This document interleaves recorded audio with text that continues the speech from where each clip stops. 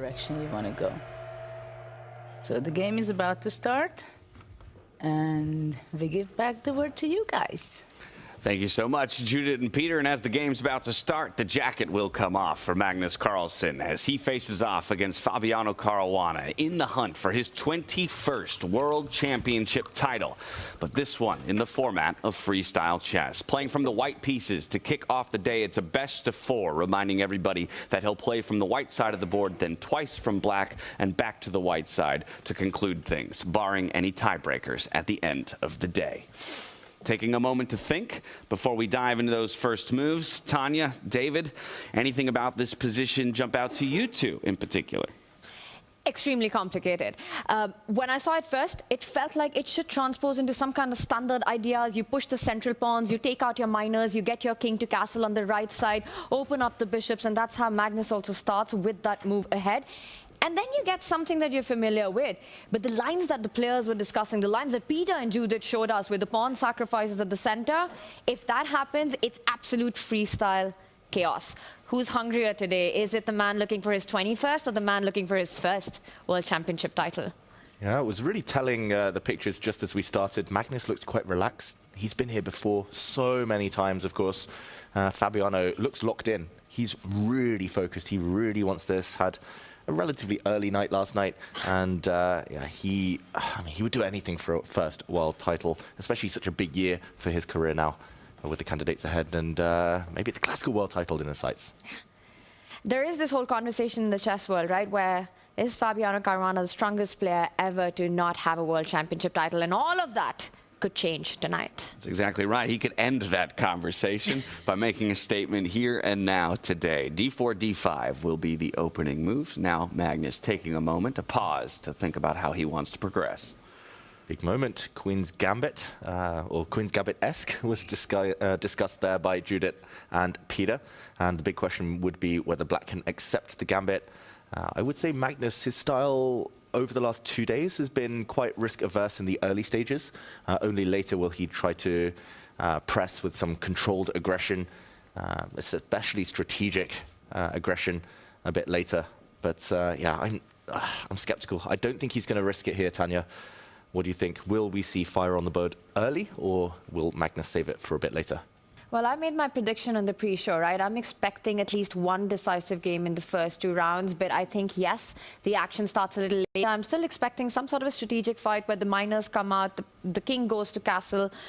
Perhaps on the right side, you get e3 in, get the bishops out of the way, and then look for your chances. You know, I look at the screen that we've got. I mean, these two players, is their incredible experience at the highest, the biggest stage.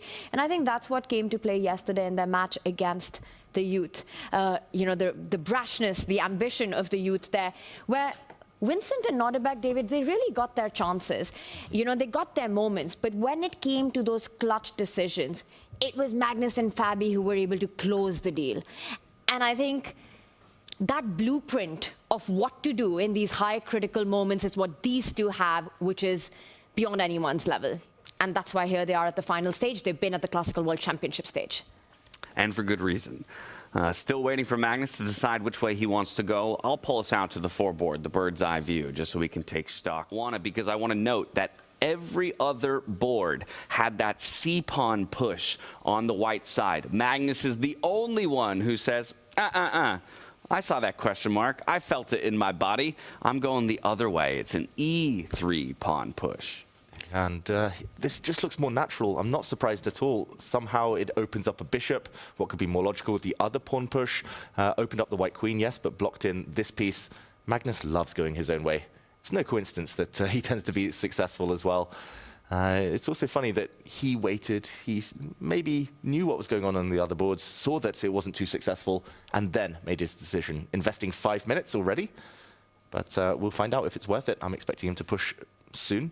Get his knight out, try to get his king across to the right flank as quickly as possible. Yeah, only 2 moves in so far. Decent amount of time being eaten into on the clocks. And perfect symmetry on the board. Always waiting for the moment where the symmetry breaks. Will it be now?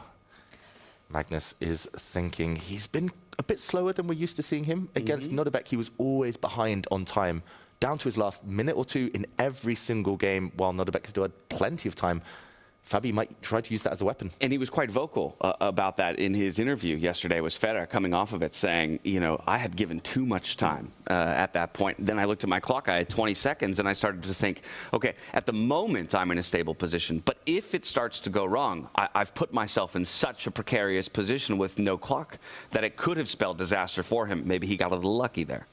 You know, you make your own luck on the chessboard, but the clock, that's what Magnus does. Even in a position where he's got such little time, he's somehow able to keep his emotions under control, his nerves as steady, and then find ways to turn around the game. And that's exactly what he did against Nordebek, where instead of rook e2, Nordebek just went rook e2 instead of rook e1, and then just slipped the game, the moment out of his hand. And I will tell you one more thing. In other news, I was able to solve the mustache mystery of Magnus Carlsen. Please, reveal. I must reveal. Apparently, there is a Scandinavian tradition that when you have your first child or when you have a child, you absolutely must keep a mustache. For how long? Forever? This, I'm not sure. Eternity? Until you win a world title? For Magnus's sake, well, then that would mean tonight. For Magnus's sake, let's hope it's not eternity. But David, can you confirm or deny if this is true or not? Is there such a tradition? I first heard about this about 30 seconds ago, Tanya, so I've never heard about this tradition. Somebody's lying to Tanya. I just heard that... I trust my sources. Chat can confirm. Look it up, chat. All right, yeah, we'll keep our eyes on that bottom bar for whether or not chat can do their internet sleuthing, figure it out for us. I just heard that Magnus hadn't left the house for a week or two, and when the time came to shave, he trusted Ella with the razor, and she stopped short. She got distracted halfway through, and they kept it. Okay. Who knows? Maybe it's tradition as well. It's working out for him so far. We'll see if it continues to work out for him in this final table. We did have him ultimately decide to both create and break some of that tension at the center of the board. So the first minor pieces are out onto the board most recently. Fabiano developing this knight, hitting the bishop. Now Magnus has a decision to make. Move the bishop to safety, or is he just looking to trade that off, you know, and reposition another piece onto that c4 square? Yeah, most likely it will be a retreat. The top players tend to be quite attached to their bishops. It would be fine as well to, as you say, defend the bishop with the queen, but most likely he's just choosing a direction to step back. We keep joking about how this is the queen's gambit because this exact pawn structure arises in traditional classical chess, and this is one of Fabiano's favorite openings these days as black. Tanya, does the baby also have to have a mustache? What? Tanya got trolled. Ain't no way. That's real. No, I'm not believing clarity, Nick, here. You've got to do a deeper research on that. Like I said, I trust my sources, but who knows? But you won't name them. Not yet. Okay. Maybe at the end of the show, so watch this space. Next thing Tanya will say is that Magnus lost a bet. It could be any number of reasons. Next thing I will say, though, is that for Fabiano Caruana, I think it's equally important to get a central break in as quickly as possible. Try to get c5 and other... David, just stop laughing. He's loving the... It's not me, it's our viewers. The internet apparently doesn't back up the mustache claim. No evidence of any traditions. Loving me being trolled by chat right now. But I was about to say, I think for Fabi to go c5 is a plan that I'm expecting to happen really soon. I think he needs to open up the queen to get it into play. He needs to find the bishop to come out as well. Also, like you said, Fabiano, he enjoys these positions. That idea has to be on his radar, David.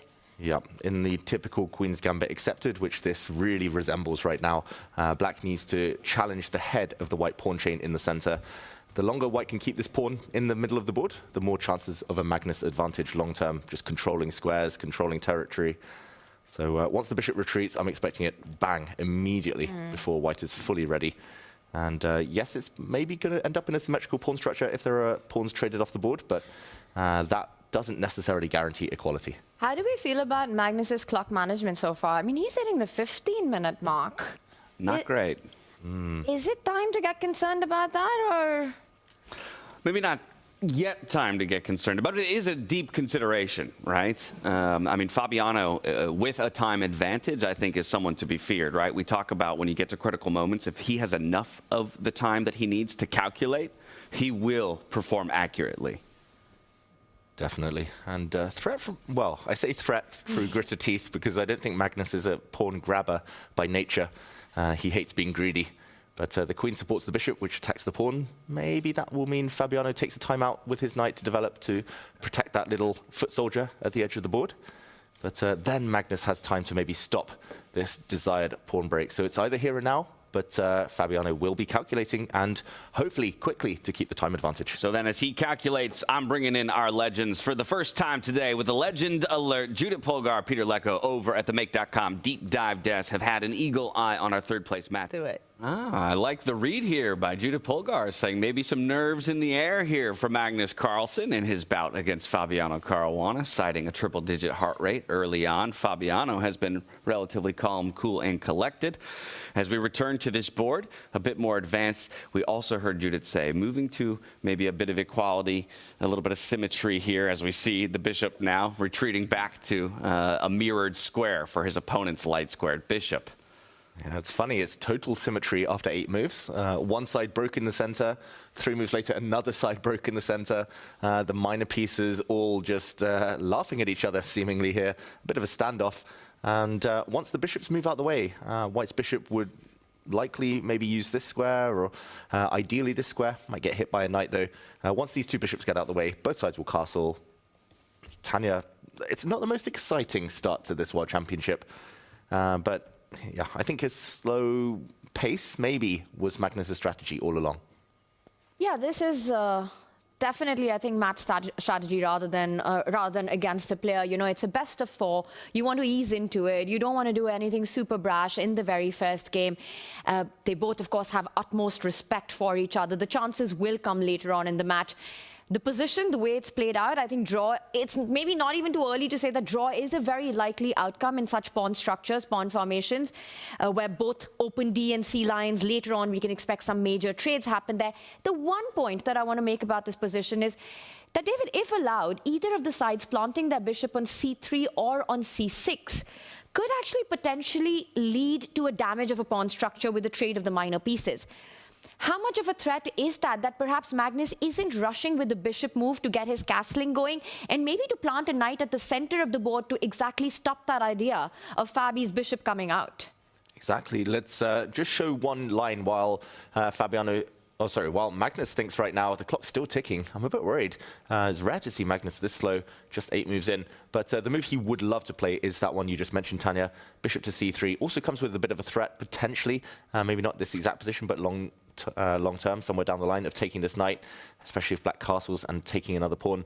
As you say, the downside is one of the knights landing in the center, hitting this bishop, and it cannot really stay where it is. It has to back up and give ground, because if it steps into the center, then black's pawn can continue advancing, hitting this piece. And Magnus isn't too keen to give up his bishop for a knight, so he actually chooses a different square. He does come out to pin this black knight, and it's the same dilemma for Fabiano. Will he continue copying Magnus, bring his bishop out, or will he try to plant his bishop on the dream square at the risk of getting hit by the knight, as you showed?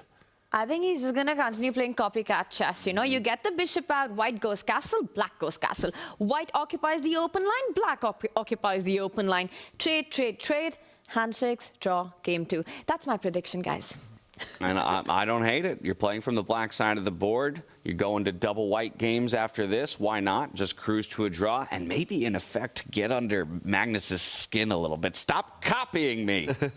Exactly. Copycat chess, I mean, it's one of the first things we learn when we start learning how the pieces move. But yeah, must be frustrating. A draw would be a great result for Fabiano here. And I'd be proven completely wrong, and chat will be like, that was just an absolute disaster, because if Fabi agrees with you, then he would plant his bishop to that C6 square right now. It's up, steering the game towards equality. Yeah, I'm just really surprised how much time they've eaten off the clock, because not too much has happened. Magnus chewing away on something. Is it that magical gum again? Tanya, I'm going to go with your prediction this time. I agree, because, I mean, the mustache theory has already been proven slightly suspicious. So, Slightly being the key word, David Howard. Exactly. I don't think you would get too wrong there. You think there's more truth to the gambit? The gambit. Exactly.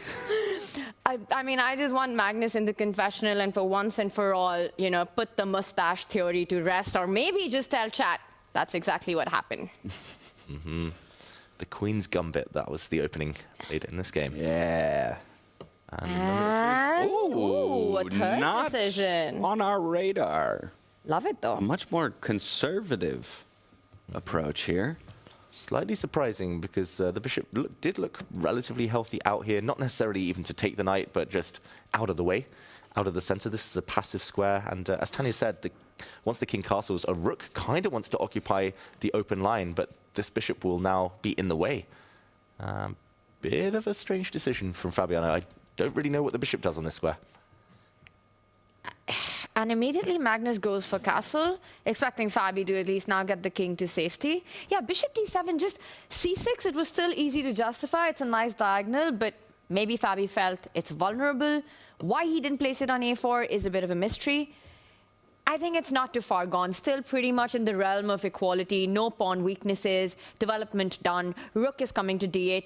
My question for you, David, is that how does he solve the problem of the queen on b8 and rook on a8 if you're Fabi? Because you put it on c7, you're walking into a pin. The rook's going to line up and hit that queen. How do you actually finish and connect your rooks? How do you finish development here? Yeah, good question. I think for Fabiano, the lucky thing is that white has to also solve the same question, and Magnus has to solve it first. So whatever Magnus, whatever solution he comes up with, Fabi can just copy. And maybe the queen has a nice safe square on e7. Takes a while to get there, protected by its pieces. Maybe Magnus will do the same in the near future. More likely, Magnus will bring a rook to the center first. Can I throw out one of my other wild theories? Do it. Okay. Does it ever happen to you? Because I know that I have felt this. When your opponent is making moves that you actually think you should be playing exactly like them, mirror them. For example, Fabi could have gone bishop to a4. After a certain point, you start feeling a little uncomfortable about it. You know, you psychologically want to switch it up. You want to change something, especially if you don't see a direct repetition, even if you feel that it might be the best approach. And I've actually been on the back foot of that, and it hasn't gone down that well. Has that ever played a role in decision-making for you? And could that be a potential factor here? I don't think in my own games necessarily, but I do remember reading a great book by Jonathan Rowson, a Scottish grandmaster, where he showed a game, and I believe black copied white for 18, 19 moves consecutively. White got so frustrated, he lashed out. He just decided he had to play a move that couldn't be copied. And of course, it was a blunder, and black immediately won. So sometimes it can be effective to learn from the opponent. Yeah, I suppose if you were to try to look at how it could backfire from the black side of the board, it would be if at a point of copying, the initiative of a single move for white destroys your ability to copy on the preceding move. Exactly. You've got to be careful that white isn't setting up any sneaky threats. Right, some kind of a force. You eventually end up in a forcing move that breaks the symmetry itself, and now you don't have a decision of how you want to break the symmetry. It's been made for you. It's also reminiscent of this famous book, Black is Okay, and it's based on the premise that white on move 1 is already in Zugzwang, has to show their hand, has to commit first. And yeah, I think most players prefer starting with white, but you could argue that it's nice to know the opponent's plans before you react. I wonder, do you think that mindset changes at all in the world of freestyle chess? It makes more sense to me in standard chess, you know, where again, there's more known theory, things like that. But in freestyle, with so much, I almost kind of like the idea of going second. You make the first mistake. I completely agree with you. I feel the same way. I think in freestyle chess, the dynamics with black and white are so much less relevant than it is in standard 5-1-8 positions. Of course, the easy explanation for that is how much theory has been studied. You know, you have the option to actually decide pre-game how you want to do it, where you want to steer it. But even, we've seen it so many times in freestyle chess. Down a match, down a game, playing with the black pieces, it barely means anything. Turn that storyline to classical chess. You know, you're struggling to even imagine where you're going to create your chances when you're playing at the elite level. In freestyle chess, playing with the black pieces, you know there's so much pressure on your opponent. He's seeing the position for the first time, has to navigate, and you have to respond to that. David, I don't know how you feel about it, but I would be happy playing with the black pieces in freestyle chess far more than in classical standard. And often, sorry, David, I'll just interject this before you respond to that. We see the clocks somewhat indicate a similar thing. I would, anecdotally, don't necessarily have the data to back this up, but anecdotally it feels like players with the white pieces typically lower on the clock because they're the ones who kind of have to navigate the position first. I 100% agree. That reflects this psychological kind of pressure with playing with white. I mean, it stems from our upbringing in classical chess. With white, we're fighting for an advantage. If it's an equal position, we feel like we've failed in the opening. Freestyle chess, it's hard to get an advantage. You don't know where to even aim. And if you don't you feel like you've lost the opening battle, or you spend so much time on the clock trying to find that advantage that may or may not exist, that you pay the price. And I mean, yesterday's match between Fabiano and Vincent Keimer was one example where there were 3 black wins across the 4 games. I remember commentating with you guys in Paris. There were 2 or 3 rounds in the round robin where black was winning 60-70% of those games, because simply with white, it feels like a big, big blow. Unless, well, if you're not winning simply out of the opening. And Magnus definitely isn't winning here. That's the problem. It's just a dead level position. He's burned time off the clock. Fabi maybe needs to speed up. I wouldn't be surprised if he starts bringing his rook across, for example. Maybe now's a good time to improve his bishop. Maybe step this pawn out of the gaze of the white queen and bishop. Lots of choice. And I'm trying to make sense of Magnus's last move, and the only explanation I can come up with is that Magnus wants to get rid of the black knight on f6, which perhaps is a key defender in the position to that pawn on h7. So knight d2, a retreating move only to go forward, knight e4 coming up next. Let's not forget, a lot of Fabi's army is on the left flank. So maybe trying to create some chances, some threats, following it up with knight e4. Although the structure looks so incredibly solid for Fabi, I think even with the knights off the board, it's hard to imagine Magnus actually creating anything real here. Fabiano does need to speed up. Just looking ahead for the rest of this match, I think if it comes down to a time scramble, 1 minute versus 1 minute, Magnus is always going to be the favorite. Just that instinct, that kind of speed prowess he's always had. I think Fabiano needs time. If I know that knight wants to come to e4, am I trying to stop the knight from coming to e4 entirely, or am I just trying to figure out how I want to replace my f6 knight once it gets captured? Yeah, I think a bit of both. I mean, the move he would want to play is indeed to stop that or to deter it. But if not possible, then, yeah, you nailed it there, James. He's replacing the other knight, protecting the other knight, ready for the trade. And sooner or later, he will want to get this pawn off the diagonal, just in case. Clearly, James has been having a lot of game nights with Fabi. No, I've just had great teachers for about 12 months now. I am learning. That's a great square as well, because now if the white pawn steps forward to hit that knight, the knight can continue its journey forward into the enemy territory here. Magnus steps his knight into the center as we expected. It was also worth noting there was a bit of a threat as well against this bishop, but now there is an escape square if needed. And yeah, we're expecting maybe Fabiano to take this knight and then replace the knight on f6, the defender, with the other knight. And the game will go on. There we go. Well, some more pieces fall off the board, and we work our way through the mid-game here. Very maneuvering, very cautious approach between these two players in the first of our best of 4. It's very interesting what has happened, though, because at first it looks like the answer to that is nothing has happened. But now I just realized that maybe it's not as easy to retreat the bishop. And I was about to say Magnus is about to relinquish the bishop pair. Maybe we can quickly show it, David. Had he tried to defend that bishop by moving back, keeping everything in balance, now the move bishop to c6 is a lot more powerful, because suddenly you don't have the ability to move the knight away with h2 being a tender spot in the position, and you're kind of struggling with your defense here. So after all the trades and James and Fabi's idea of transferring the other knight to f6, we're going to see the first imbalance in the game. In a relatively open position, Fabi has the bishop pair. Yeah, suddenly something to play for both sides. We're assuming now that the knight captures the bishop. Fabiano doesn't necessarily need to rush, but a variation such as taking the bishop now, a positionally desirable move would be to play this one to blunt the power of white's bishop. Here, white is playing for quick dynamism, quick aggression along the d-file, loose pieces for black. But if black survives the onslaught, gets the queens off, black is the one with the long-term advantage with the 2 bishops. So yeah, chances for both sides suddenly.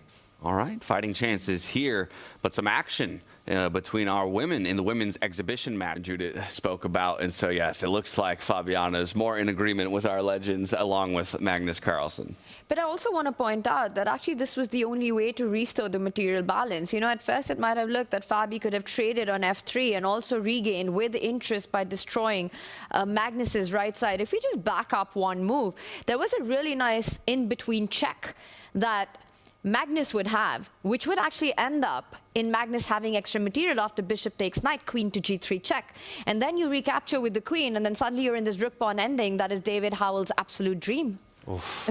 Grind like a grandmaster. Although maybe with the king off the back rank, black can still grab since the rook would not hang with a check. I agree with Tanya. In this type of position, more likely that the first instinct would be to centralize the king here. Due to the fact the rook would drop with a check, you could grind forever. Pawn up, even if black still gets the rook active and will get some drawing chances. Interesting that Fabi didn't go for that, so we have the live position of queen takes pawn instead. And now the question is, to take or not to take? I think I would be tempted, just to simplify. And we might see that being played out, right? After bishop takes knight, Magnus might still retreat with the queen, give a check, and then keep his own pawns healthy and recapture with the queen. But I think we all can agree that this perhaps is in fact steering itself towards a first round draw. With now so many trades, liquidation on the board, is there any tooth in the position? Yeah, I guess the question is how ambitious Fabiano is feeling. He's down to 4 minutes now. Magnus is suddenly up on time after all those long thinks early on. If he keeps the bishop on, there is still the bishop versus knight imbalance. There is still this pawn hanging. So if the queens disappear, with black having a strong bishop in the center, maybe it is Fabiano advantaged. But it is scary with an open king, queen still on the board. To be ambitious, what do we think? Is Fabi going to snap off this knight and hope to just guide it towards a simple draw? Or does he want more? To be or not to be? Yesterday, Norbek had that question, and he made the wrong decision at the wrong time. Well, and speaking of Norbek making an improper decision, as we do see the minor pieces, Caruana somewhat as expected. There was liquidation down to a queen and pawn endgame, and after a whole bunch of shuffling to the 46th move, Magnus Carlsen and Fabiano agreed to a draw. Yeah, not much to say about the closing stages of that game. We do apologize for not covering the final stages, but ultimately, no action. We left it when it was about to be a rook exchange, a pure queen endgame, and that is how it ended. No weaknesses, great defense.